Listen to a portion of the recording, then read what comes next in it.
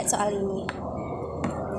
Sebuah peluru ditembakkan dengan kecepatan awal 30 meter per sekon pada sudut elevasi 45 derajat. Berapa besar kecepatan peluru saat berada di titik tertinggi lintasannya? Alah, ini gampang banget. Jawabannya 0 lah. Kan dia udah sampai puncak, pasti berhenti dulu bentar sebelum jatuh lagi ke bawah. Logikanya tuh gitu. Tapi masa sih 0? Kalau 0 bukannya harusnya tuh jatuh lurus ke bawah kayak buah mangga yang jatuh dari pohonnya. Ya kan dia ada dorongan di awal nih, Pas udah sampai puncak, energinya tuh habis. Terus dia diam bentar, baru jadi sayonara ke bawah. Nah, kayaknya kalian berdua lagi kena miskonsepsi deh. Banyak orang yang mikir kayak gitu, namun secara ilmiah itu salah. Terus yang ya benernya itu gimana? Nah, coba lihat ini. Nah, di sini kita sudah berada pada PET simulasi gerak parabola yang memperagakan gerak parabola tersebut. Nah, kita bisa mengatur terlebih dahulu kecepatan awal yang digunakan. Nah, di sini Ibu menggunakan kecepatan awalnya 16 meter per sekon.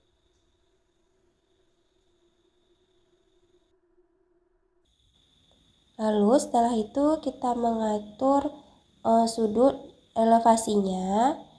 Nah, di sini bisa divariasikan. Ibu menggunakan 60 derajat. Nah, lalu kita amati gerak parabola. Nah, dapat dilihat gerak parabola itu ada gerak vertikal dan gerak horizontalnya. Nah, pada titik tertinggi nampak terlihat gerak vertikalnya sama dengan 0, sedangkan gerak horizontalnya masih ada. Nah, coba Ibu jelaskan lagi menggunakan grafik. Gerak parabola merupakan gabungan antara gerak vertikal dan gerak horizontal. Yang pertama yaitu gerak vertikal.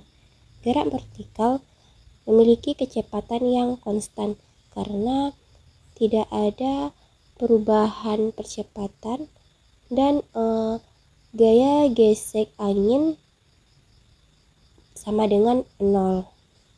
Lalu ada juga gerak horizontal seperti saat kita melempar bola ke atas, lalu ada gaya gravitasi yang mempengaruhinya. Di sini Y merupakan gerak vertikal. Gerak vertikal atau kecepatan awal pada gerak vertikal V0Y sama dengan V sin alfa. Lalu pada gerak horizontal X, kecepatan awal pada gerak horizontal V0X sama dengan V cos alfa.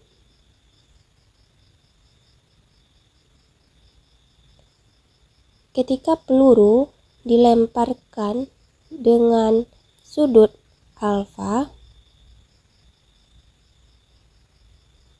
dan kecepatan awal V0,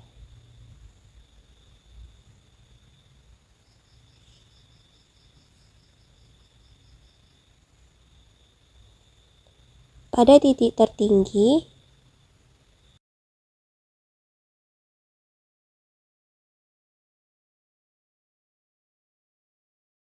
pada peluru di titik tertinggi,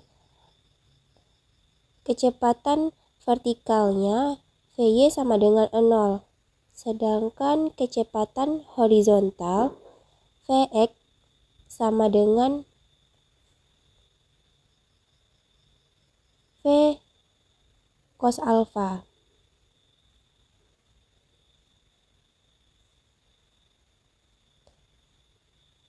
Dan juga ada variabel waktu yang dibutuhkan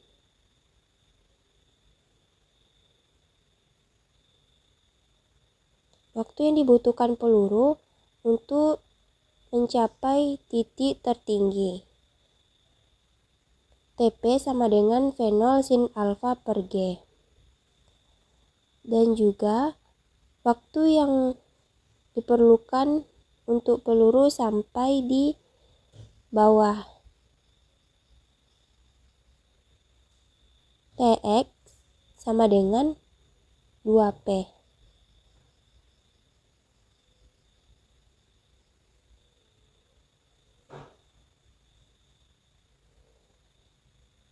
Dua V0 sin alfa per G. Nah, jadi pembahasannya dari grafik ini dapat dilihat bahwasanya gerak parabola itu terdiri dari gerak vertikal dan gerak horizontal. Nah, pada titik tertinggi, peluru tersebut memiliki kecepatan gerak vertikalnya Vy sama dengan 0, sedangkan kecepatan gerak horizontalnya Vx sama dengan V cos alfa. Nah, jadi di sini pada titik tertinggi ini peluru tidak benar-benar berhenti, melainkan masih ada gerak dari variabel gerak horizontalnya, di mana V titik tertinggi sama dengan Vx V cos alfa. Contoh soalnya di mana sebuah peluru ditembakkan dengan kecepatan awal 30 meter per sekon pada sudut 45 derajat. Berapa kecepatan di titik tertinggi? Nah, tadi kita sudah membahas bahwa kecepatan peluru pada titik tertinggi itu sama dengan Vx, karena Vy-nya 0. Vx sama dengan V0 cos alfa. V0-nya diketahui 30 meter per sekon, dan alfanya atau sudut elevasinya 45 derajat. 30 cos 45 derajat sama dengan 21,2 meter per sekon. Jadi peluru pada titik tertinggi tidak 0, melainkan masih ada kecepatan horizontalnya yang bekerja. Gue baru nyadar ternyata miskonsepsi gue tuh gara-gara gue nggak misahin komponen yang horizontal sama vertikalnya. Santai yuk, emang gunanya simulasi dan diskusi kayak gini biar kita nggak salah paham lagi sama konsep fisika. Oke, jadi kesimpulannya di titik tertinggi gerak parabola itu kecepatan totalnya tuh bukan sama dengan 0, tapi nilainya sama dengan kecepatan horizontalnya.